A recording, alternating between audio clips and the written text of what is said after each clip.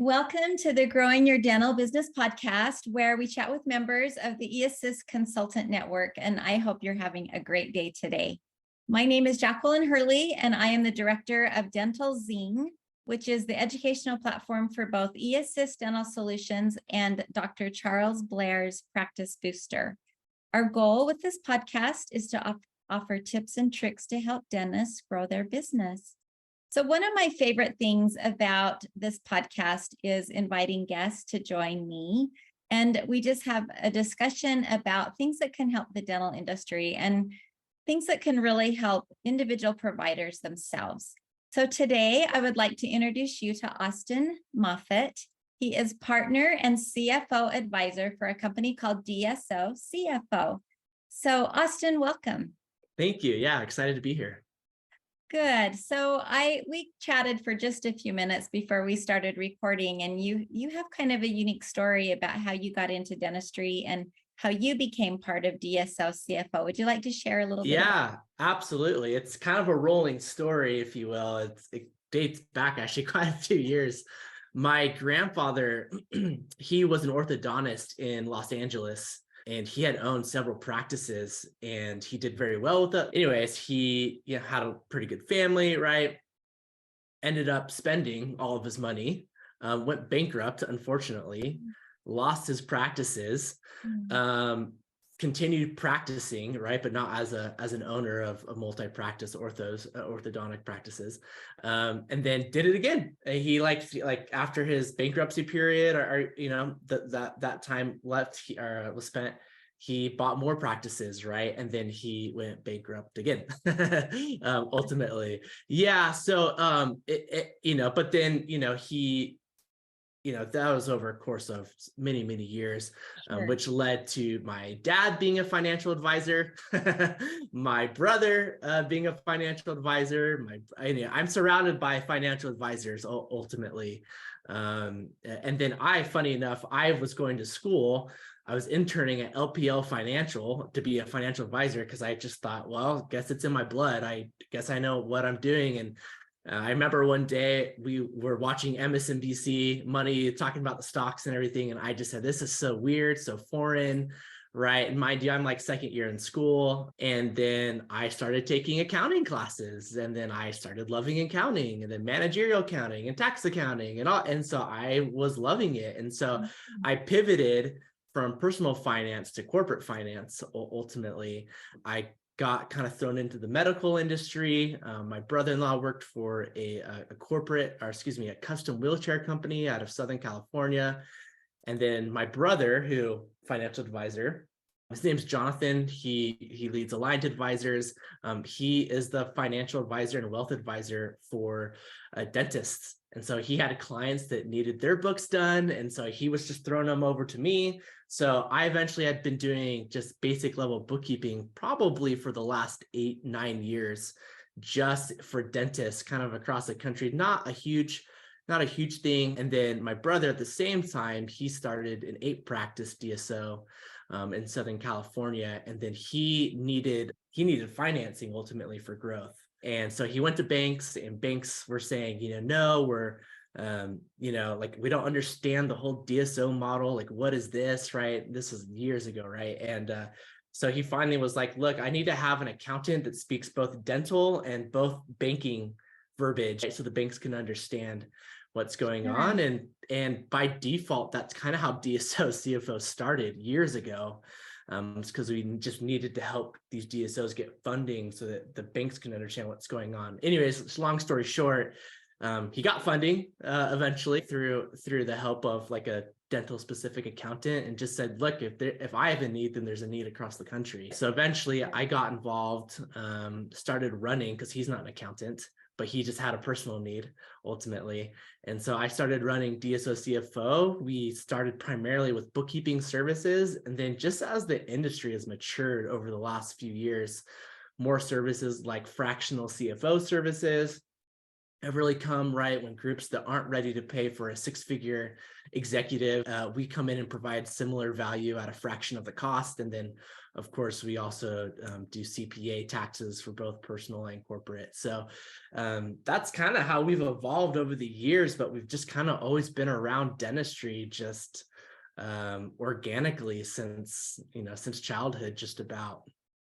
It sounds like it with your grandfather. I just look at dentists in general. You hear of these students who go to dental school and they learn strictly the clinical side and they don't really learn the business side, which I look at your grandfather, who was probably a classic example of that.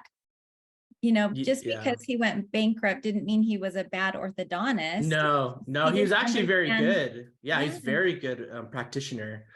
Yeah. But sometimes that sailboat calls you from Newport Beach. That's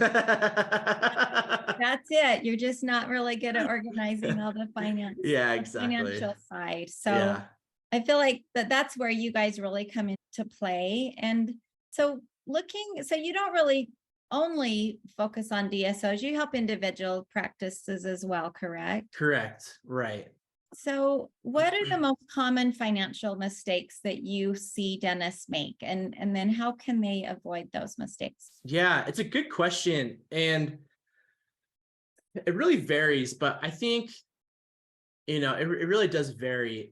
I will say, and I don't even know if it's really a mistake as it is of just need to be more aware. But one of the biggest things that we're seeing dentists make is just kind of roll over when you have employees come to you asking for raises. Now, that's not across the board, and sometimes there's nothing you can do about that. You and I kind of touched on it briefly, but before this, but we use hygiene as a pretty good example where they weren't working, but they were necessary. They were a good chunk of your revenue month in and month out. And so a lot of them weren't working during the pandemic. And now that they started coming back, we can come back, but you need to pay me more. And now that you're paying them more, now things are kind of calming down after the pandemic. Are you able to sustain that? We're actually tracking right now on a revenue aspect. We're on a P&L. We're tracking what associates are producing and what hygienes are producing. And then in the same month,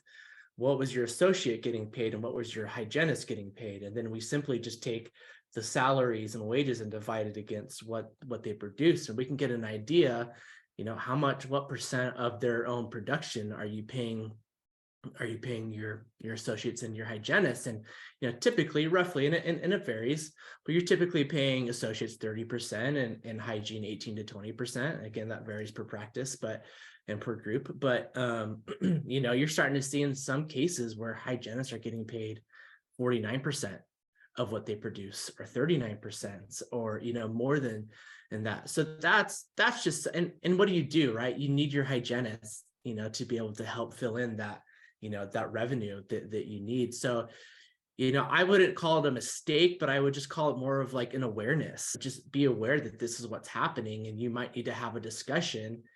Hey, this is what's going on. Are you able to produce more? Are you able to do X more? This is the fact of the matter. The other thing is, it's really great when we have really good relationships with some of our vendor partners, that come in and say, look, there's this new equipment. It's going to bring in, $5,000, per month on this, this service, or X amount of dollars. But, maybe it costs like 90 grand to pay for, but you finance it over several years, right? And that's good if you need it. But one of the things that we just encourage our clients is just, that's great. Just slow down. Like, let's just kind of do some math, like on an envelope here. Like, okay, it's going to cost you $1,500 a month, and once you finance it, and then you're expected realistically to be making $4,000 or $5,000 a month in production, right? Okay, what does that net look like after the fees? Okay, what does that look like even after you pay out the doctor,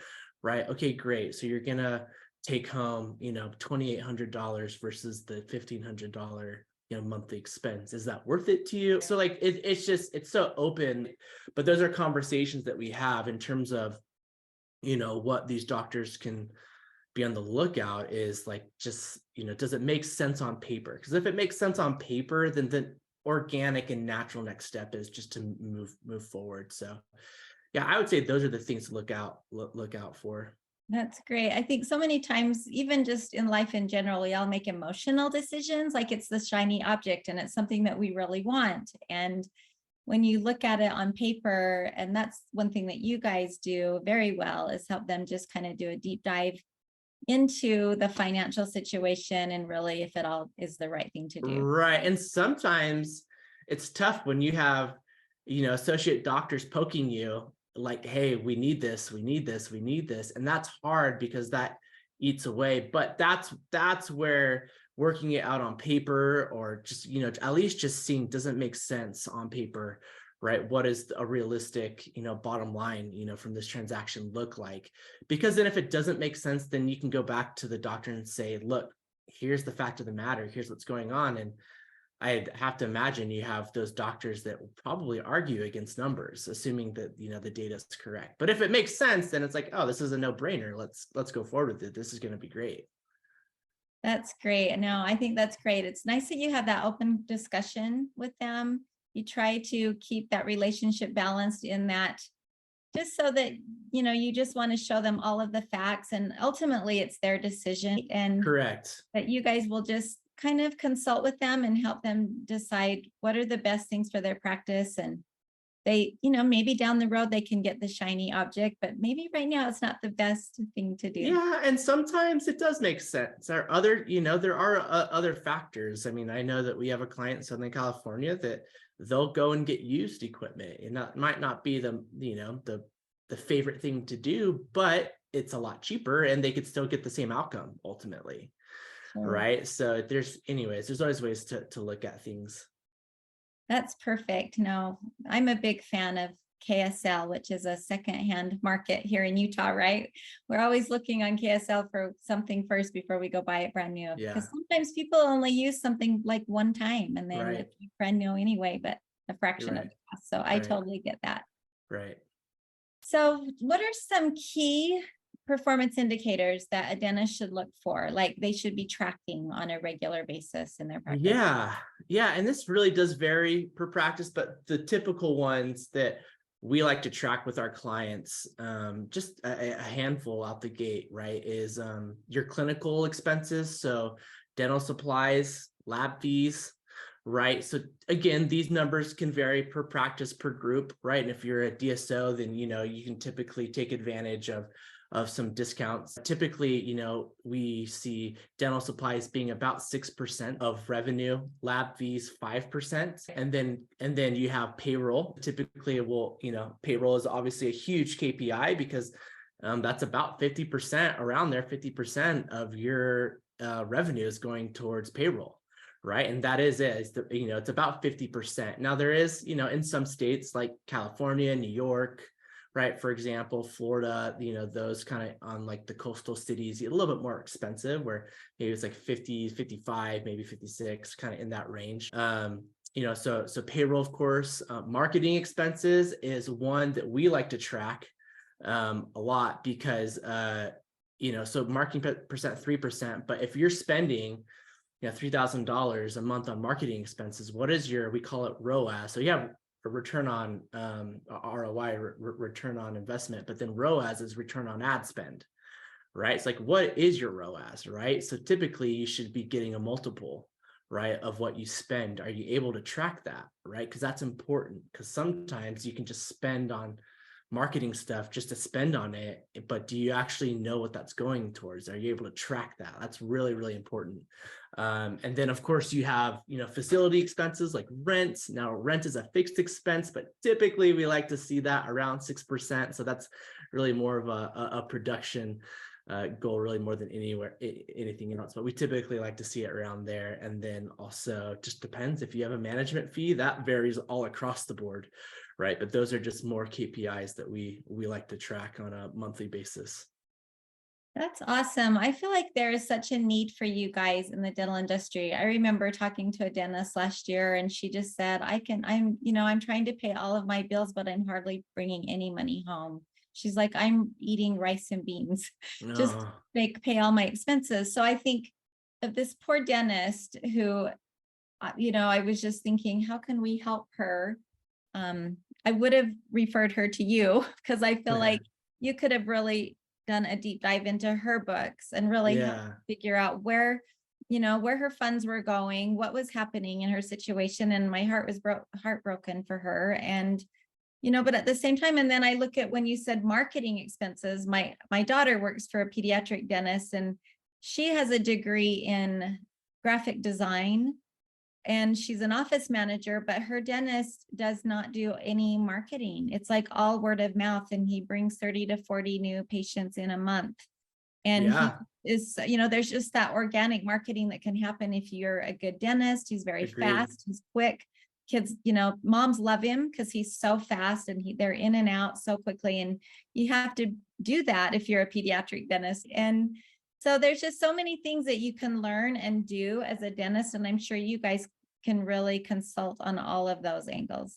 Right. And look, there are different KPIs and some might not matter to others. Maybe marketing isn't a big concern. To your point, maybe there's just more word of mouth, organic, stuff going on. That's awesome. That means that if you're not doing marketing, then that's, a couple points off the bottom line that you can attribute to either in your pocket, other places, whatever it is. But those are, and there are, we have clients that track stuff for a more operational purpose, on revenue, what is their AR aging, what is, anyway, so you can go down the list on stuff. But I think from just a financial perspective, I think it's important for doctors, and I'm sure they're doing it, but now, but it's important to just see your financials on a month in, month out basis. And I think it's important to see your financials in a particular view, right? We like to view financials on a month over month basis. So,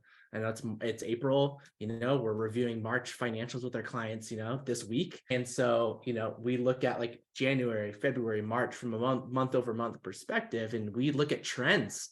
Are you guys trending up on revenue? Are you guys trending down on expenses? Are you staying the same? Are you going up? What's going on here? And because if you do that, then as a doctor, you start getting more familiar with the financials of your business. So then you typically know, like we are spending about 6% of our revenue on dental supplies, and we are doing about 50%, in payroll month in, month out, roughly.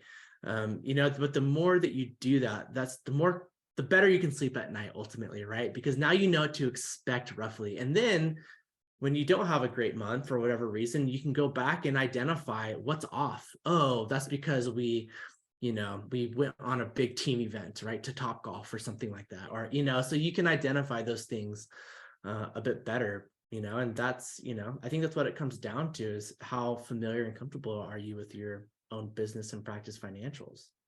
I love that. I think that's one thing that you guys do is you just really help them be aware of what's going on with the financials. So what if there's a dentist that really needs your help and they come to you and say, I need your help. I'm, not making my monthly payments anymore. I feel like I'm not even making money take home. How would you take a new provider? Yeah. So that would be, first thing that would pop up would be, it sounds like you're not cash flowing appropriately. So we would look at financials, of course. That's the first thing. Take a pop under the hood.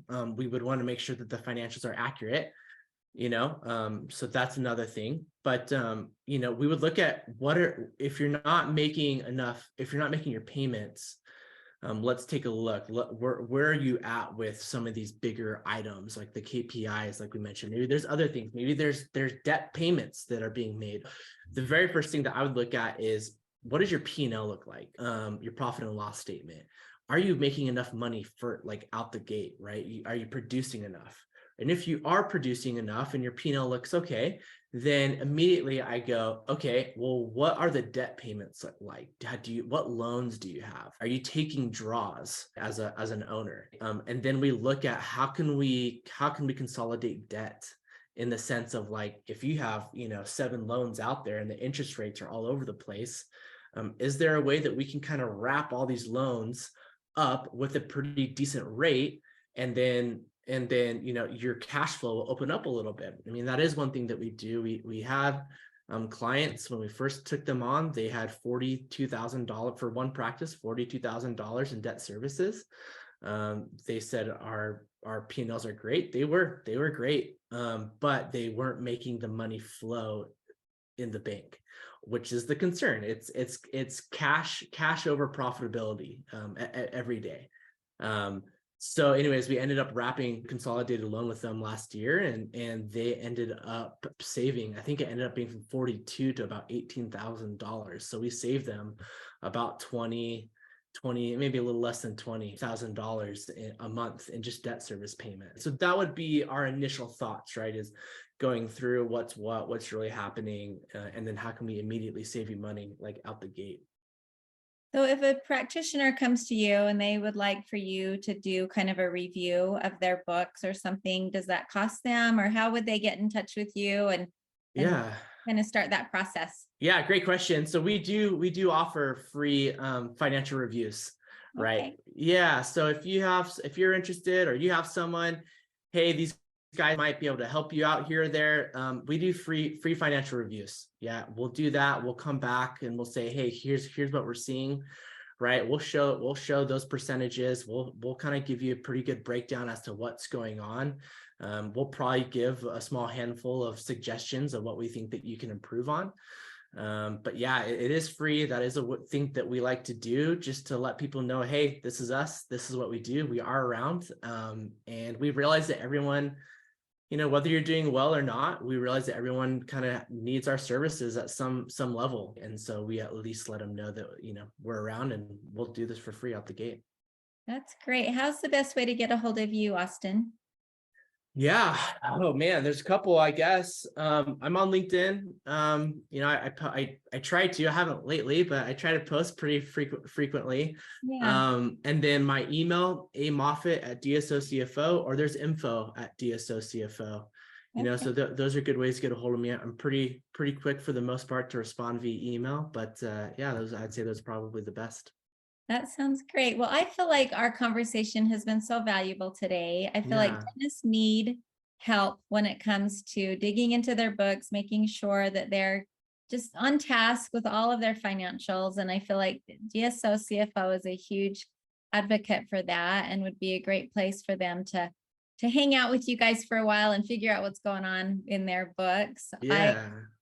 I will also upload Austin's information into the show notes so that anyone that wants to find you can find you there. And I appreciate you, Austin. I appreciate Yeah. Thanks for your time. taking the time. Yeah, I appreciate you taking the time today to join us and talk about, just the whole financial side of dentistry, because it's kind of a wild ride, right? Trying to It is. just Yeah. even beginning with the debt that they accumulate from dental school, and then there's definitely a simpler way to review your financials, that's for sure, and we try to do that. perfect. Well, thank you again for listening today. I hope everyone has a great day, and we'll see you again next time. Thanks, Jack.